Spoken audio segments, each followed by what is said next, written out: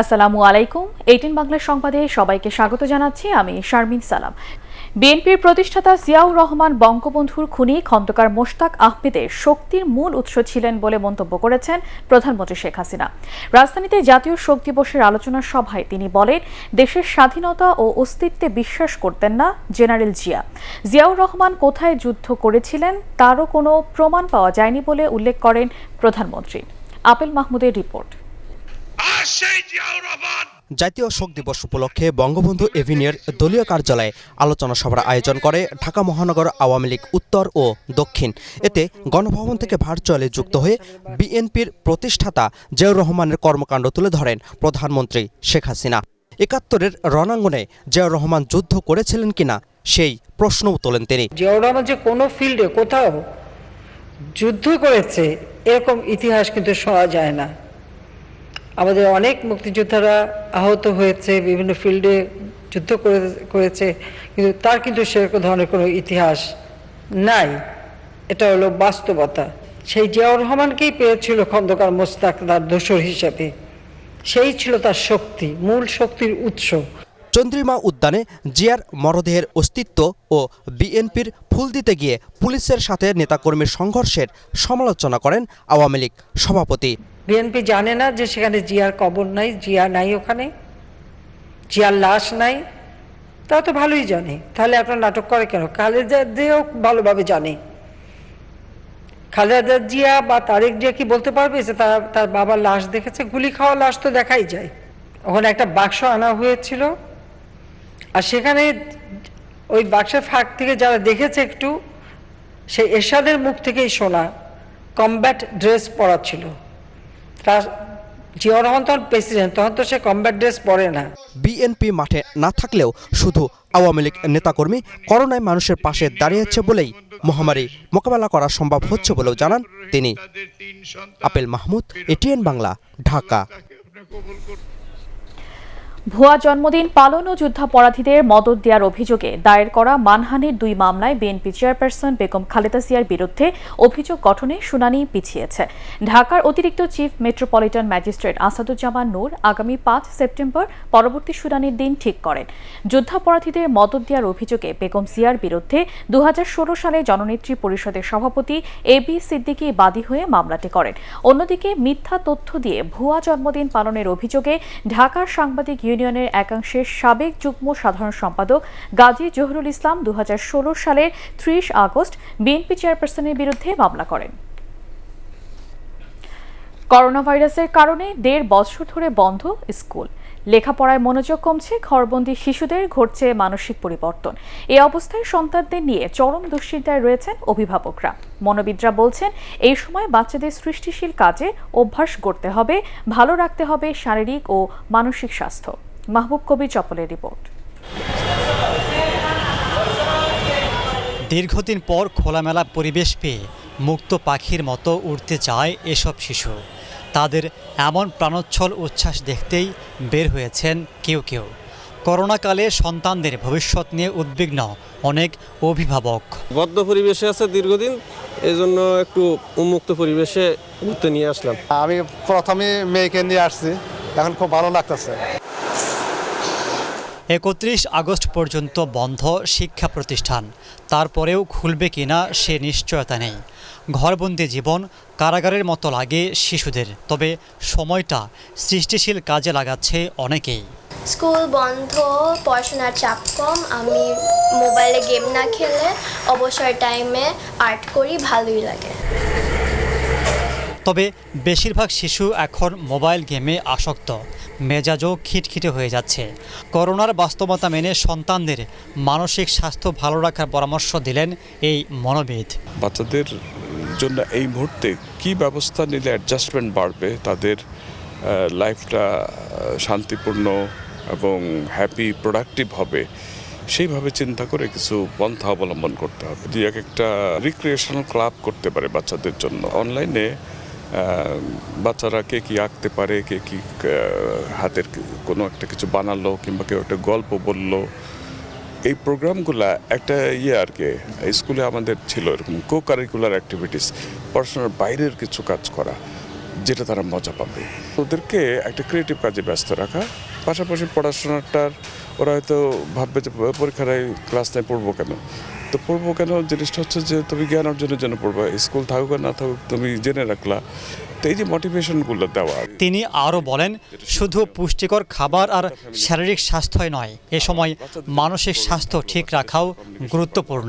Family টাইমটা। মাহবুব কবির চপল, ATN Bangla, Dhaka. কি বলা যায়, হ্যাপি টাইম হয়। করোনা টিকা নিয়ে ব্যবসা করতে সরকার কারসাজি করছে বলে অভিযোগ করেছেন বিএনপি মহাসচিব মির্জা ফখরুল ইসলাম আলমগীর। রাজধানী গোরানে করোনা হেল্প সেন্টারের উদ্বোধন করে তিনি অভিযোগ করেন, করোনা মোকাবেলায় সরকার সম্পূর্ণ ব্যর্থ দাবি করে তিনি বলেন, সরকার জনগণের সাথে প্রতারণা করছে। মির্জা ফখরুলের ভাষায়, দেশের মানুষকে দুঃশাসন থেকে মুক্ত করতে সবার রুখে দাঁড়ানোর বিকল্প নেই।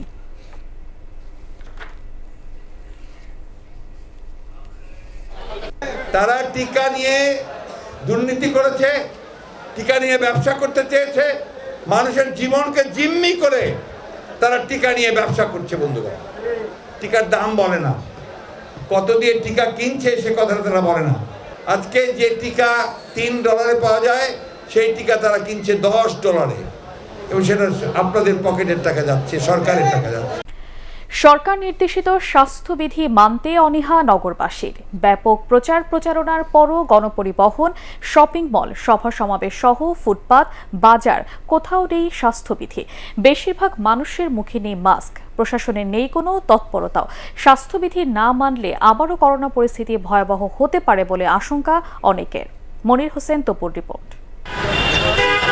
কঠোর লকডাউনের পর করোনার সংক্রমণ ও মৃত্যুর হার এখন অনেকটাই নিম্নমুখী।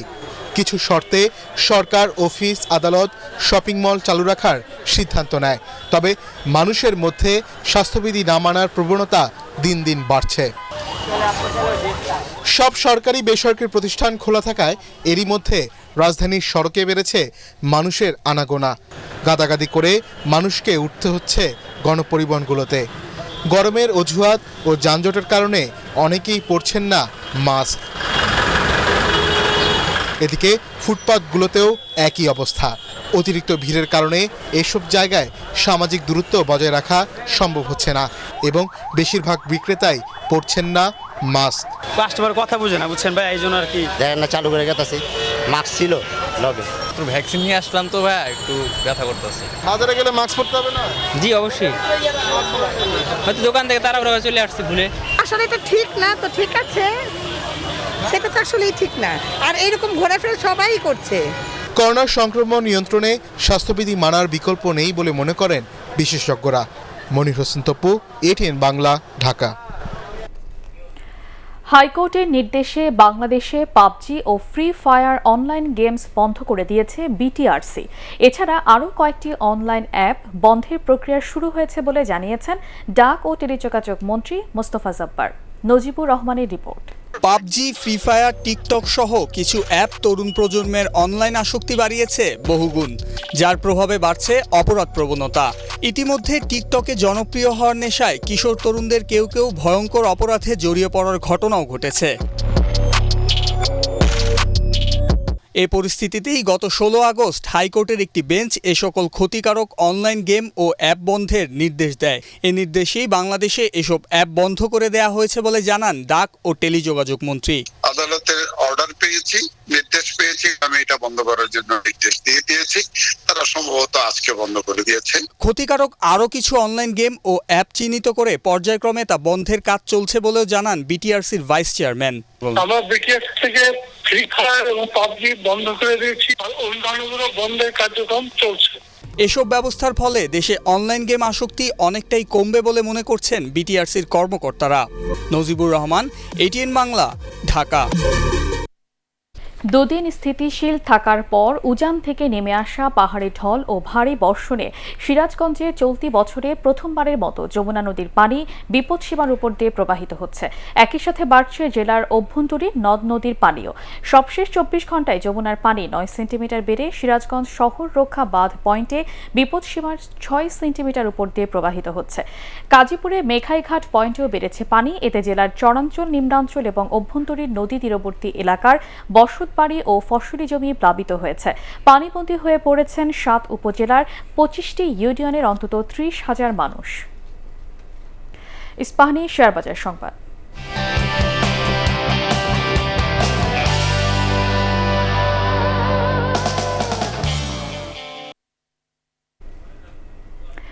সপ্তাহের শেষ কার্যদিবসে আজ ঢাকা স্টক এক্সচেঞ্জের সূচক লেনদেন কমছে। দুপুর 1:20 পর্যন্ত ডিএসসি 3টি সূচকই নিম্নমুখী থেকে লেনদেন করছে। সেই সাথে লেনদেনকৃত বেশিরভাগ কোম্পানির শেয়ার দরও কমছে। এ সময় পর্যন্ত লেনদেন হয় 1,579 কোটি 15 লাখ টাকার শেয়ার ও মিউচুয়াল ফান্ডের ইউনিট। লেনদেন হওয়া কোম্পানিগুলোর মধ্যে দাম বাড়ে 118টি, কমে 220টি ও অপরিবর্তিত ছিল 38টি প্রতিষ্ঠানের শেয়ার দর। টাঙ্গাইলে ভাঙনের মুখে রয়েছে নাগরপুর উপজেলার সারটিয়া গাজী সরকারি প্রাথমিক বিদ্যালয়। যে কোনো সময় ধসে পড়ার আশঙ্কায় গত 4 বছর ধরে বিদ্যালয়ের মূল ভবনে ক্লাস নেন না শিক্ষকরা। 1938 সালে নির্মাণ করা হয় স্কুলটি। এরপর 2008 সালে এলজিডি থেকে বিদ্যালয়টির একটি ভবন পাকা করে দেওয়া হয়। 2016 সালের বন্যায় স্কুলের সামনের মাটি সরে গিয়ে বিশাল গর্তের সৃষ্টি হয়। এর ফলে বিদ্যালয়ের মূল ভবনের কয়েকটি রুম ধসে পড়ে। বিষয়টি বারবার ঊর্ধ্বতন কর্তৃপক্ষকে জানানো হলেও এর কোনো সুরাহা হয়নি। এবারের বর্ষা মৌসুমে আরও ভাঙনের আশঙ্কা করছেন শিক্ষক শিক্ষার্থীরা। তবে শিগগিরই মাটি ভরাট অথবা বিদ্যালয়টি সরিয়ে নতুন জায়গায় নেওয়া হবে বলে জানিয়েছে স্থানীয় উপজেলা প্রশাসন। কারণে এইখানে ভেঙে গিয়েছে, আস্তে আস্তে এই স্কুলটা বিলীন হয়ে যাবে। এই স্কুলটা যেন ঠিক করা হোক এবং এই কুমটা যেন ভরাট করা হোক। স্কুলটা ভেঙে গেছে, নতুন স্কুল দেন। এবছর আমরা সিদ্ধান্ত নিয়েছি আমাদের স্লিপ ফান্ড ও মেইনটেনেন্স বাবদ কিছু অর্থ বরাদ্দ রয়েছে। সেই অর্থের মাধ্যমে আমরা পার্শ্ববর্তী মাদ্রাসা সংলগ্ন এলাকায় অস্থায়ী ক্লাসরুমের ব্যবস্থা করব, যাতে ছাত্রছাত্রীরা সেখানে বসে ক্লাস নিতে। আজ ফুলবাড়িয়া ট্রাজেডি দিবস। 2006 সালের এই দিনে উন্মুক্ত পদ্ধতিতে কয়লা খনি প্রকল্প বাতিল, জাতীয় সম্পদ রক্ষা এবং বিদেশি কোম্পানি এশিয়া এনার্জিকে দিনাজপুরের ফুলবাড়িয়া থেকে প্রত্যাহারের দাবিতে বিক্ষোভ করেন স্থানীয়রা। বিক্ষুব্ধ জনতার উপর পুলিশ ও বিডিআর এর গুলিতে প্রাণ হারায় 3 জন, আহত হয় শতাধিক মানুষ। এই উপলক্ষে ফুলবাড়িয়াতে শোক র্যালি, শ্রদ্ধা নিবেদন ও আলোচনা সভার আয়োজন করা হয়। তেল, গ্যাস, বিদ্যুৎ, বন্দর জাতীয় রক্ষা কমিটির নেতা অধ্যাপক আনু মোহাম্মদ এতে অন্যান্যের মধ্যে অংশ নেন। তুর্কির chief of land forces general Musa আফসেফ এবং chief of general staff general Yasar Guler সাথে সাক্ষাৎ করেছেন তুরস্ক সফররত সেনাবাহিনী প্রধান জেনারেল এস.এম. শফিউদ্দিন আহমেদ। সাক্ষাৎকালে দুদেশের সেনাবাহিনীর মধ্যে দ্বিপাক্ষিক স্বার্থ সংশ্লিষ্ট বিভিন্ন বিষয় নিয়ে আলোচনা করেন তারা। আলোচনায় সম্ভাব্য সহযোগিতার ক্ষেত্র ও প্রশিক্ষণ বিনিময়ে বিশেষ প্রাধান্য পায়। তুর্কি সেনাবাহিনীর গুরুত্বপূর্ণ সামরিক কর্মকর্তা ছাড়াও আনম্যান্ড এরিয়াল সিস্টেমের নিয়ন্ত্রণ কক্ষ, আর্মি এভিয়েশন সদর দপ্তর এবং তুর্কি এয়ারস্পেস ইন্ডাস্ট্রিজ পরিদর্শন করেন জেনারেল এস.এম. শফিউদ্দিন আহমেদ। এছাড়া মোস্তফা কামাল আতাতুর্কের সমাধিস্থল ও জাদুঘর পরিদর্শন করেন তিনি। কামাল আতাতুর্ক স্মৃতিস্তম্ভে শ্রদ্ধা জানান সেনাবাহিনী প্রধান। আল রাফা ইসলামী ব্যাংক অর্থ সংবাদ।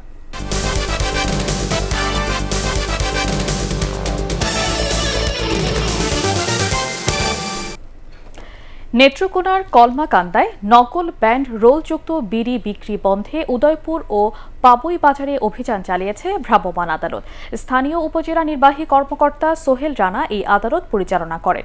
এ সময় রাজস্ব ফাঁকি দিয়ে নকল ব্যান্ড রোলযুক্ত দয়াল বিড়ি, নিষিদ্ধ পলিথিন, মেয়াদোত্তীর্ণ ও ভেজাল খাদ্য সামগ্রী মজুদ এবং বিক্রি করার অপরাধে 4 ব্যবসায়ীকে 9,000 টাকা জরিমানা করা হয়। এবারে পার্টেক্স খেলার খবর।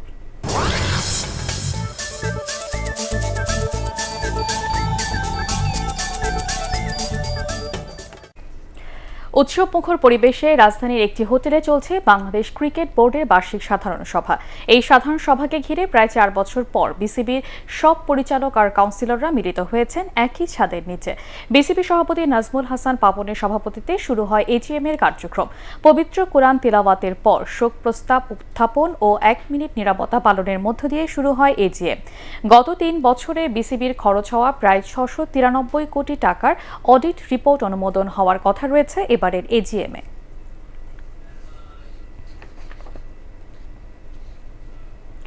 হেডিংলিতে তৃতীয় টেস্টের প্রথম দিন শেষে ভারতের বিপক্ষে 42 রানের লিড নিয়েছে ইংল্যান্ড। বিরাট কোহলিদের মাত্র 78 রানে গুটিয়ে দিয়ে বিনা উইকেটে 120 রান নিয়ে দিন শেষ করে স্বাগতিকরা। ভারতের পক্ষে সর্বোচ্চ 19 রান করেন ওপেনার রোহিত শর্মা।